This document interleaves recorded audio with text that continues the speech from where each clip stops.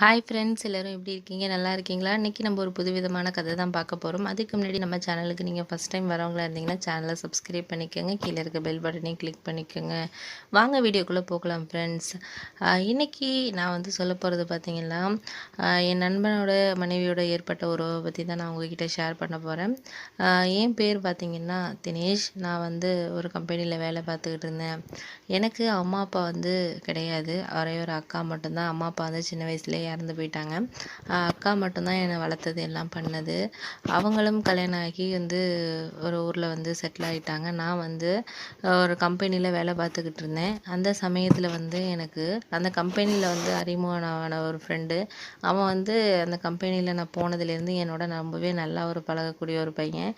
அவன் வந்து என்ன அப்படின்னு கேட்டிங்கன்னா, ரொம்பவே நல்ல பையன்னு சொல்லலாம். ஆனால் அவனுக்கிட்ட வந்து ஒரு சின்ன கெட்ட பழக்கம். அது என்ன அப்படின்னு பார்த்தீங்கன்னா, அவன் எதுக்கு எடுத்தாலும் வந்து ஒரு புரிஞ்சுக்காமல் டக்குன்னு கோவப்பட்டுருவான். ஆனால் வந்து எல்லாருக்கும் ஹெல்ப் பண்ணுறவன், நல்லா கேரிங்காக இருப்பான். ஆனால் வந்து ஏதாச்சும் ஒரு சின்ன விஷயம் அப்படின்னா டக்குன்னு அவன் கோவப்படுவான். அதுதான் அவனுக்கிட்ட இருக்கிற ஒரு மைனஸ்னு சொல்லணும்.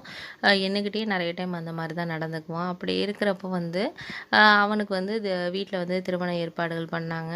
அவங்க ஊரை சேர்ந்த ஒரு பொண்ணை வந்து கல்யாணம் பண்ணி வச்சாங்க. கல்யாணம் பண்ணி வச்சதுக்கப்புறம் நான் வந்து அவங்க வீட்டிலேயே பார்த்திங்கன்னா கீழ் வீட்டில் வந்து வாடகைக்கு இருந்தேன். என்னோட 2-3 ஃப்ரெண்ட்ஸும் தங்கியிருந்தாங்க. அவன் மேலே வந்து ஃபேமிலியோடு இருந்தான். யாருன்னா அவங்க அம்மா அப்பா, அவன் மனைவி 4 பேரும் இருந்தாங்க. அந்த மாதிரி இருக்கிறப்போ நானும் அவனும் வந்து வேலைக்கு வந்து ஒன்றா தான் கிளம்பி போவோம். ஏன்னா ஒரே ஆஃபீஸில் வேலை பார்க்குறதுனால நாங்கள் வேறு வேறு பிரான்ச்சு. ஆனால் வந்து வேலை பார்க்குற இடம் பார்த்திங்கன்னா ஒரே இடமா தான் இருந்துச்சு. ஆனால் நான் வந்து 2 பேரும் வீட்டில் வந்து எப்போதும் வந்து ஒத்துமையாக தான் இருப்போம். நான் வந்து அவன் வீட்டுக்கு போவேன், அவன் வந்து என் வீட்டுக்கு கீழே இருக்கிற ரூமுக்கெல்லாம் வருவான். ஃப்ரெண்ட்ஸோடு ஜாலியாக இருப்போம். அடிக்கடி அந்த மாதிரி தான் இருந்துக்கிட்டு இருந்துச்சு எங்கள் லைஃப்பில். அந்த மாதிரி ஒரு சமயத்தில் பார்த்திங்கன்னா, என்னோடய ஃப்ரெண்டு வந்து திடீர்னு வந்து ஒரு பிரான்ச்சுக்கு வந்து ரொம்ப தூரம் இருக்கிற ஒரு பிரான்ச்சுக்கு போட்டுட்டாங்க. ஏன்னா இங்கே ஆளுங்க வந்து கம்மியாக இருக்கிறதுனால வந்து இவன் வந்து நல்லா வேலை பார்க்குறதுனால என்னாச்சுன்னா, அவன் வந்து அங்கே போய் வேலை பார்க்குற மாதிரி வந்து போட்டுட்டாங்க. அதனால வந்து அவன் போக வேண்டிய ஒரு கட்டாயத்தில் இருந்தான். அவங்க அம்மா அப்பா வந்து 2 பேருமே கொஞ்சம் வயசானவங்க தான். கொஞ்சம் கால் நடக்க முடியாதவங்க அப்பாவுக்கு. அவங்க அம்மாவும் ரொம்ப முடியாதவங்க. வீட்டுக்கு பொருள்லாம் வாங்குறதெல்லாம் அவன் தான் வாங்கி கொடுப்பான். ஆனால் அதுக்கப்புறம் வந்து என்கிட்ட அவன் கூப்பிட்டு சொன்னான், நான் வந்து வர வரைக்கும் எங்கள் ஃபேமிலியை கொஞ்சம் பார்த்துக்கூடா, நான் வந்து எப்படியாச்சும் ஒரு 3-4 மாதத்துல வந்து இங்கே மாற்றிட்டு வந்துடுற மாதிரி பார்க்குறேன். இல்லாட்டினா அங்கேயே வீடு பிடிச்சிட்டு வந்து என் ஒய்ஃபு இல்லை எங்கள் அம்மா அப்பாவை அழைச்சிட்டு போகிற மாதிரி பார்க்குறேன். நீ கொஞ்சம் ஹெல்ப் பண்ணுடா அப்படின்னு சொல்லி சொன்னான். நம்ம ஃப்ரெண்டு அவன் எவ்வளோதோ எனக்கு உதவிகள் பண்ணியிருக்கான், பண உதவிகள். எங்கள் அக்காவோட லைஃப்பில் நிறைய ஹெல்ப்லாம் பண்ணியிருக்காங்கிறதுனால நானும் வந்து அவன்கிட்ட வந்து நல்ல விதமாக தான் வந்து சொன்னேன். நான் வந்து பார்த்துக்கிறேன், நீ ஒன்றும் கவலைப்படாத, ஏதாச்சும் வேணும்னா நான் வாங்கி அது கொடுக்குறேன் அப்படின்னு சொல்லி சொன்னாங்க. அவங்க ஒய்ஃப் வந்து ஃபஸ்ட்டு என்கிட்ட பேசாமல் தான் அமைதியாக தான் இருந்தாங்க. ஆனால் வந்து இவன் வந்து ஏதாச்சும் ஹெல்ப் வேணால் அவன்கிட்ட கேளு அப்படின்னு சொல்லி சொன்னதுனால அவங்க வந்து என்கிட்ட வந்து ஒரு லிஸ்ட்டு கொடுத்தாங்க அன்றைக்கி.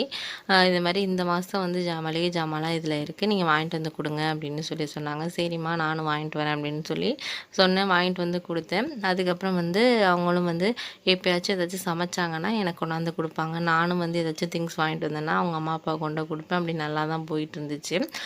ஒரு நாள் வந்து அவங்க அப்பா வந்து செக்கப்புக்கு வந்து கூட்டிகிட்டு போயிட்டாங்க. யாருன்னா அவங்களோட மாமா வந்து ஊர்லேருந்து வந்திருந்தாங்க. என் ஃப்ரெண்டோட மாமா வந்து என் ஃப்ரெண்டோட அப்பா அம்மா 2 பேரையும் வந்து ஹாஸ்பிட்டலுக்கு வந்து அவங்க அப்பாவை செக்கப்புக்காக வந்து கூட்டிகிட்டு போனாங்க. அவங்க ஒய்ஃப் மட்டும்தான் இருந்தாங்க. என் ஃப்ரெண்டோட ஒய்ஃப் மட்டும்தான் வீட்டில் இருந்தாங்க. அந்த சமயத்தில் வந்து எங்கள் ரூமில் வந்து கேஸ் வந்து காலி ஆகிடுச்சு. சரின்ட்டு நான் மேலே வந்து அடிஷ்னல் கேஸ் அவங்க வச்சுருப்பாங்கன்னு சொல்லிட்டு நான் அவங்கக்கிட்ட போய் கேட்டேன்.